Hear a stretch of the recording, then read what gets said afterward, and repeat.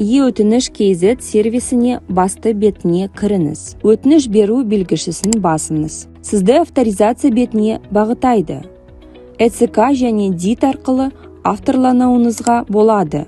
ЭЦК-ны таңдап, сертификат таңдау түймешігін басыңыз. Электрондық цифрлық қолданбаңызды сақтау орнын таңдаңыз. Пароль енгізіп, авторизациядан өтіңіз. ТАА-ЖСН туған күніңізге және байланыс мәліметіңіз секілді қорғалған ресурстарыңызға сервистің қолжетімділік алуын рұқсат беретінізді растайтын хабарлама пайда болады. Рұқсат ету түймешігін басуыңыз керек. Сізді өтініш бетіне бағытайды.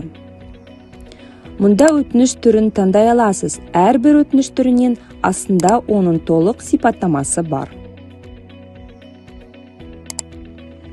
Өтініш түрін таңдаған соң, өтініш жөнелтілетін мемлекеттік органды таңдауыңыз керек. Сервисте орналасқан жеріңіз бойынша мемлекеттік органды таңдау мүмкіндігі бар.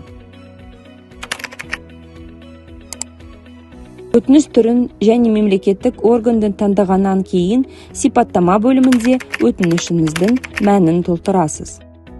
Біздің сервисімізде шешкеңіз келетін мәселенің орналасқан жерін картада көрсетуге мүмкіндігі бар. Одан ары өтінішіңізге қажетті файлдарды тіркейсіз. Нақты мекен-жай бөлімінде өрістерді толтырасыз. Қол қою тәсілін таңдайсыз.